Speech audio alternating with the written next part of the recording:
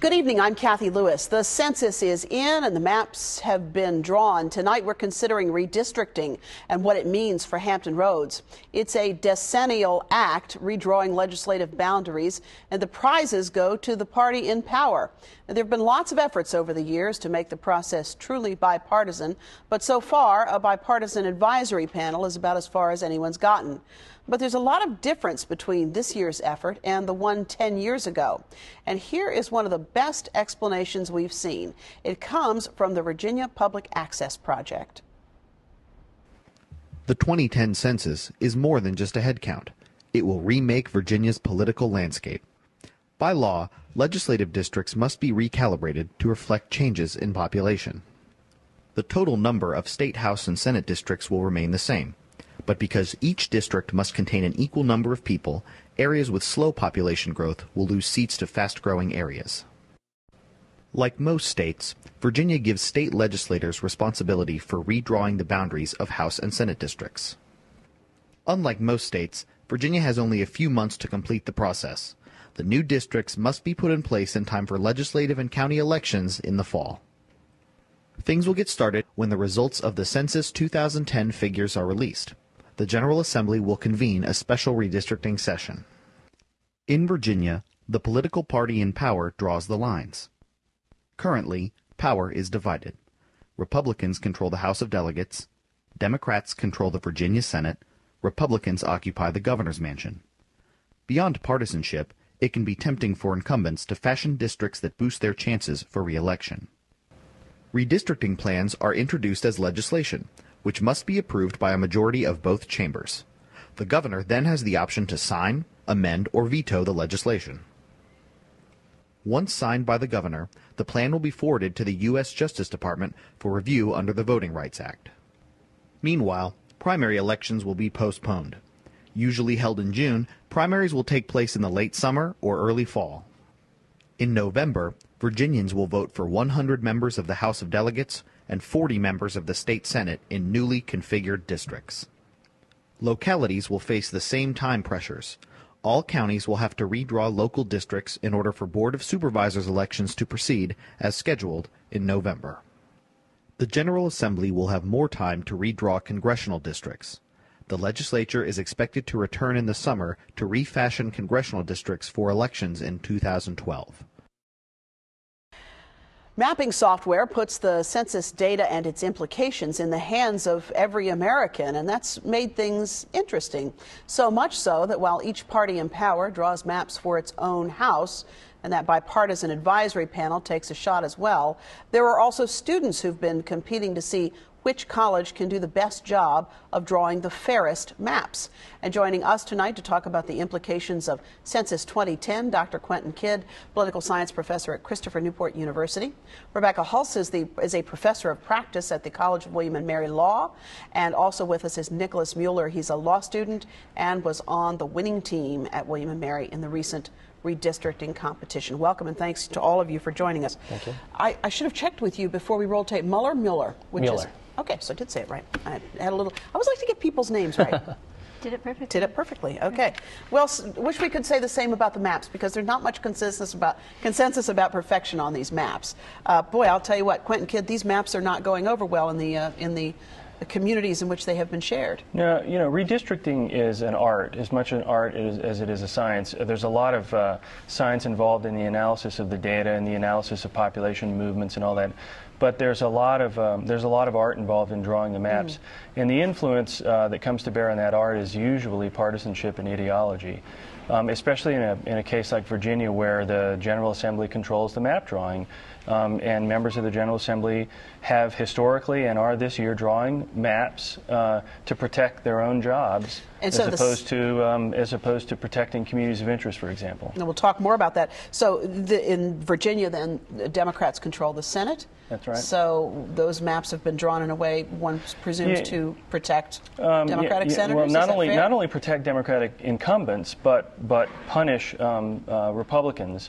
The Democratic maps have drawn a couple of Republicans out of their seats, combined a couple of other Republicans in other seats. The Democrats, my understanding is, want to gain 2 seats out of redistricting, so they want to They want a 24-seat majority out of redistricting. That's their goal. And in the House, of course, the House is controlled by Republicans, so a similar circumstance going on there? Similar circumstance. It's a little more difficult for Republicans to hurt Democrats as much in the House because Republicans have a pretty strong majority in the House, and they also have a large number of majority-minority districts to work around. So it's a little more difficult for them to as viciously gerrymander Democrats as Democrats are Republicans on the Senate side, but they're still doing it. Yeah, and that term gerrymandering, of course, refers to these districts that you look at them and they look like amoeba in pain or something. It's just it's not a good look. And so you were talking with a colleague of yours and said, hey, it might be time to get some students involved in this. Well, you know, a year and a half or 2 years ago, one of the members of our Board of Visitors, Jay Joseph from Hampton, was reading an article about how redistricting software was going to be more available to people and sent me a note and said, I wonder if students would be interested in working on a project. And that conversation led to other conversations, and Michael McDonald, a colleague at George Mason, was developing this software. So we just started talking about the possibility of doing a competition, initially thinking 6 or 7 schools if we were lucky. We ended up having 16 schools, wide variation, a law school team, a geographic information systems team, a team at ODU that had a lot of geographers on it. And so, you know, there was just a lot of diversity in the teams across the state. And we're going to talk in the course of our program about what they came up with. I think you'll be very interested in the results. So, Rebecca Hulse, you were the only law school team, and you were the faculty advisor, right? That's right. That's right. And we put out word that we were going to form a team, and 9 students, you know, took up the call. Yeah. And we had a lot of fun with it. It was a really interesting and amazing experience. You were saying as well that you thought the law school team would be just the right ticket for this, right? I thought, as the only law school team, I thought we had the ultimate advantage. But as it turns out, there is quite a bit of political science involved in this exercise. To your point, it's an art and a science. That's right. And I think some of the teams had some advisors who had been studying Virginia politics for decades, and so certainly we're able to draw on that experience that our team didn't necessarily have. And Nicholas Mueller, you were on that team. What interested you in this project? I mean, I'm guessing in law school it's a little intense, just a little bit. A little bit. You could probably have done other things, right? You know, I actually took Professor Hulse's class in election law last semester, and so a number of us who are interested in politics and engaged, enjoyed the process, and I think see the process issues that are involved in election law, such as redistricting, that talk about general fairness in the system and making sure that it's not the system preventing us from coming out to real democratic outcomes. We'll come to democratic outcomes by how we vote. Yeah, and so one of the things we often hear, Quentin, is this idea that so many elections now have no opposition, and this is just not a terrific thing for our democracy. It's not good for policy. It's not good for democratic practice anyway, because it discourages participation. I mean, why go out and vote if whoever you have to choose is going to win by a large margin anyway? But it's really bad for public policy making in Virginia, in particular, in this case, because what you have is you have a proportion of the delegates and senators who are in such safe seats that they have no incentive to solve problems so that they can go back at election time and say, look, I worked to solve a problem, because they're so entrenched that nobody's going to challenge them anyway. And so we have trouble with transportation policy, for example, healthcare, education. In part, a lot of people have come to the conclusion because we have so many uncontested races come election time. And so the objective with nonpartisan redistricting is to redistrict in different ways, redistrict in ways where incumbency protection is simply not a part of the process. And Nicholas, the maps that you all came up with you had a couple of terms you used, compact and contiguous. Contiguous is very simple. It just means that the district isn't broken into pieces. It touches. Compactness is what it sounds like. It's about the district being, all parts of the district being close to each other. There are a number of different mathematical ways you can determine compactness, but what's important is understanding that we don't want someone in Northern Virginia to be in the same district as someone in Norfolk, because they're unlikely to have the same interests. So compactness is kind of a vehicle with which we protect the communities of interest. On the other hand, in the legislature, they have a couple of different words. Yeah, well, there are words that they wouldn't use: stacking and is one of those, and where you might take two incumbents of the same party and stack them into the same district when you redraw lines, simply to get rid of one of them and open up a district for one of your Democratic or Republican challengers. And so they're going after different objectives as opposed to the objective of keeping communities of interest together and that sort of stuff. So we have a couple of graphic representations to show our audience about how these changes would impact different districts that are here in Hampton Roads. And so what you're going to see, and we'll go to the first, let's go to the one with the first Senate district, which is the district represented by Senator John Mueller. This map we're looking at now is actually, I believe, this is your second place winning entry for the College of William and Mary. Well done. We'll come back to that in a moment. This is the first district, which is represented at the moment by Senator John Mueller. The blue on your map is the proposed district, and the red is the current district. This is when you look at and you think, wow, that's quite something. The Democrats who control the Senate and the Republicans who control the House are having to deal with one problem in Hampton Roads, and that is a loss of population, or a population that hasn't grown at the pace that Northern Virginia's population has grown. So all the districts are going to move north to some extent, and we're going to lose a House district also. And so also what constrains their drawing is that they have a couple of majority-minority districts on the peninsula in the Norfolk area that they have to work around. And so what the Senates very craftily have done is drawn a district with John Mueller and Tommy Norment, the incumbent Republican who represents the Williamsburg area, into the same district, but in a way that would favor the Democrat. And so it's the Democrats would say, look, we have to do this because the population changes. Republicans would cry foul. They've really cried foul over this district. Let's take a look at the third Senate district. And this is the one you were just speaking about, now currently represented by Senator Tommy Norment. This is the one about which there is much hue and cry. I believe that Senator Norment lives about 4 blocks outside of this district. So the Democrats have drawn him out of his district. And so he has a choice of challenging John Mueller in the first or moving 4 or 5 blocks back into his district. And if you just looked at the size of that thing, that's another one that you might suggest, Nicholas, was not contiguous or compact, right? Yeah. All right, let's look at the 6th district and see the 6th Senate district and see what's going on there. That is the one that's represented by Senator Ralph Northam. What's happening here? The difficulty with the 6th district is the Eastern Shore doesn't have enough population to have its own compact district, and so they have to go across the water. The question is, which community is closer in its interest to the Eastern Shore? A lot of people argue that it's really the Northern Neck, the Northern Neck area, the Matthews area, Gloucester area, for example. However, you'll notice that they've drawn them down into the Norfolk area as well. And there's a really strong argument to be made that Norfolk as a community of interest is just not like the Eastern Shore as a community of interest, and that it shouldn't have been drawn like that. Interesting. And then the 7th and 8th senatorial district is interesting as well.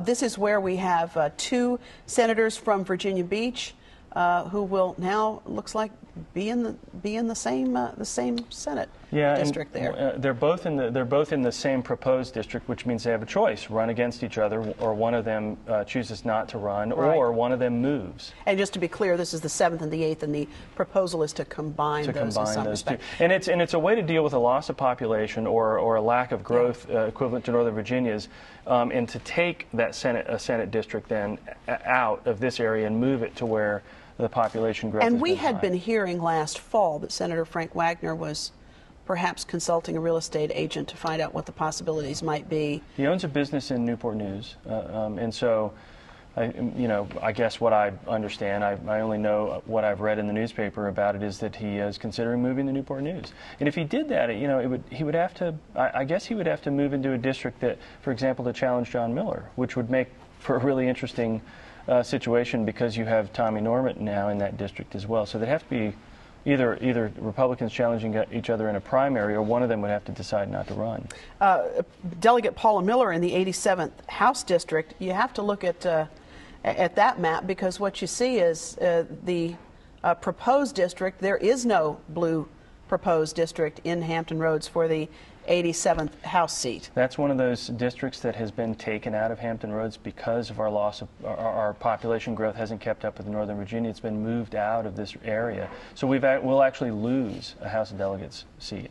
In the 83rd House district seat, you have Robin Abbott, who, and it looks like in that case, that is too a situation where the districts are very different, but it looks like, does she move into then Glen Oder's district? Yeah, if it passes as proposed, she and Glen Oder would be in the same district, right? I apologize, that's the 93rd district, thank you, not the 83rd.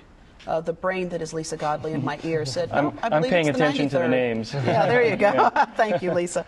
Now, the 100th House district, which is coming up here in just a moment, is represented by Delegate Linwood Lewis. And this, of course, again, gets to the issue of the shore. Yeah, the Eastern Shore is difficult for map drawers and redistricting simply because the Eastern Shore is not large enough in terms of population to have its own district. And so then where is the community of interest? Right. And the representative, Linwood Lewis or Ralph Northam, I mean, think of the traveling.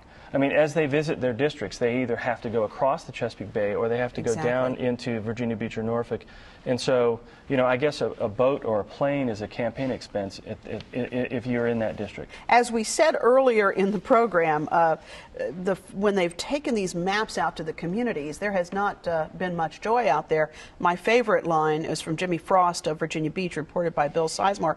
Did you guys wake up and have a bowl of crack for breakfast? Not a thing you usually hear in these meetings, so people are not 100% thrilled about this. And then they said, Nicholas, that they did not get your maps in time, the ones that the students did.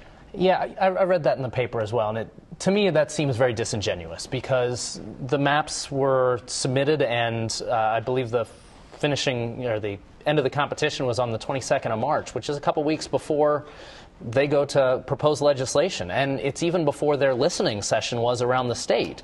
And so if they're going around the state to take input and they actually intend on taking it in, then it can't possibly be too late. So they're either lying about caring about our interest in the first place, or they're not taking anyone's interest seriously. It makes me really angry. We purposefully ended the competition in time for the General Assembly to have the benefit of the students' maps. The students worked really hard. You know, there are 150 redistricting experts in Virginia that are college students, and there are probably only 30 or 40 other experts around the state. And they just didn't want to take them into consideration. I mean, that's the bottom line.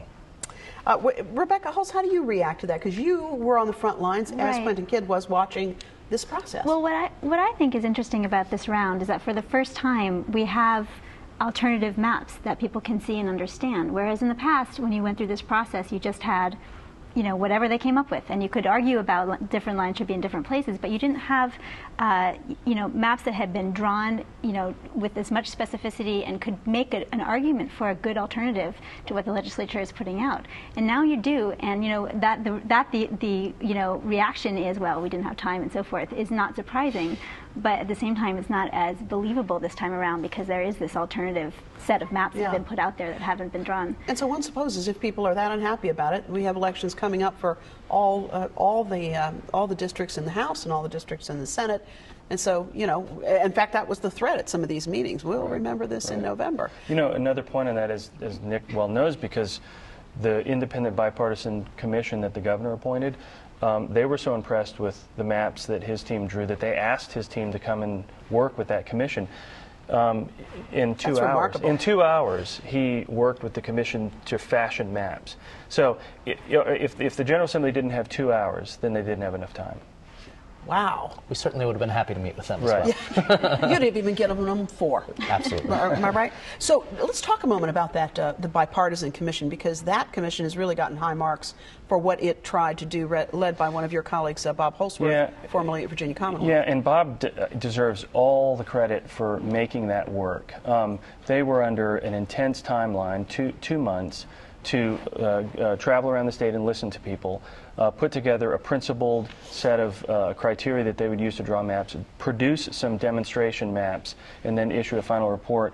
And it was a group of 10 really strong-willed people who wanted to work in a bipartisan way. I think what the commission produced is wonderful, and I think it's going to have an influence. There's some moral suasion involved in what that commission did that is going to have some influence. So do you think the fact that we are here talking about it, and Rebecca, as you said, there are other options to consider now, that this will engage people in this process? We had 300 people show up at the meetings that the Bipartisan Commission hosted around the state. I know the General Assembly had hundreds of people show up. So I do think so. And if whatever maps come out of this round, I think next year you're going to see a big push to create, legislatively, legally create a commission to do redistricting 10 years out. So that 10 years out. Right. And that's the sadness about this, is that some of the implications of this, they can basically do what they want now, right. And that will be the that will be, in fact, the circumstance for the next 10 years. They can and they can't. I mean, they've got to go through Justice Department review. And the reason for that is? Well, we're a Voting Rights Act state. I mean, we still fall under the Voting Rights Act, and so the Justice Department has to review it. There's likely to be litigation. So what's really ironic is some of these students who thought they were entering a competition might end up talking to a judge about why they drew the maps the way they did, because there may be a judge involved in all of this. Somebody will call you as an expert witness. Right. And that's where I would say that the law school team from William & Mary would definitely have the edge. So what does this leave you with, Nick, as you think about what you may do with this experience? Well, I think Dr. Quinn's right. The long-term implications of it are very serious. And the litigation could be very serious as well. I think in many years there have been plans that have been litigated, but judges don't have concrete other things that they could look at. They have other attempts at a map that's drawn, but now they can actually look at other maps that the legislature had in front of them and said, we're not better. There are mathematical ways that you can actually, we talked about compactness scores for districts. We can talk about counties that are broken up and other communities of interest that are broken up that you can show numerically. And so being able to show that one map is in some ways actually superior, and in some ways you can't argue it. It's not just well, it looks better. It's mathematically better.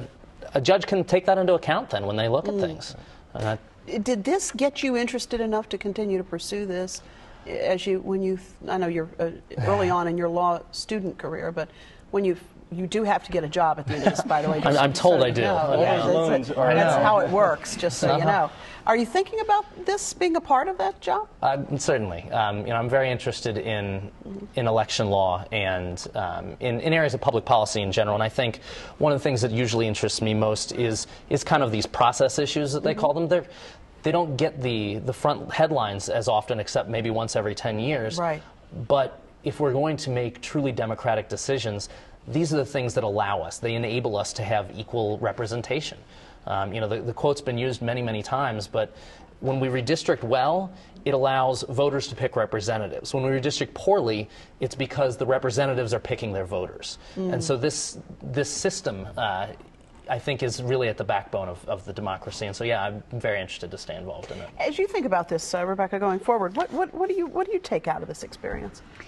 Well, William & Mary Law School has a very vibrant election law program, so we're lucky that we have a lot of students present who are interested in these kinds of issues. And I'll be teaching about redistricting again next fall, and I can tell you I will have a lot more to say than I did last year. You will have a whole workbook or something. Right, right. There you go.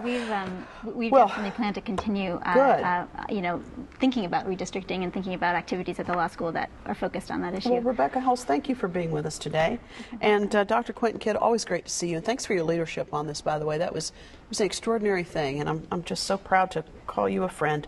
And Nick Mueller, thank you for being with us. Best of success to you. I think you're going to be a genius, and I think it's going to be great. Maybe when you're nominated for the Supreme Court, we will pull this tape out, and everyone will be after us for it. I'll be back in a moment with a final thought.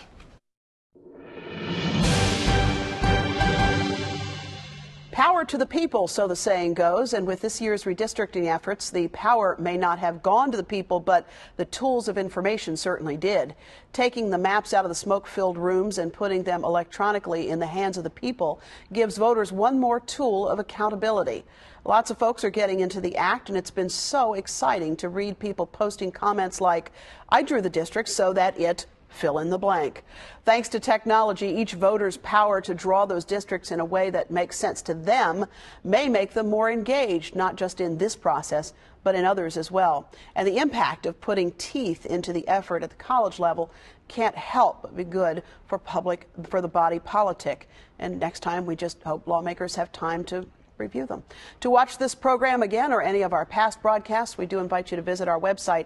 That's whatmatters.tv, and there you will also find any number of ways to get in touch with us.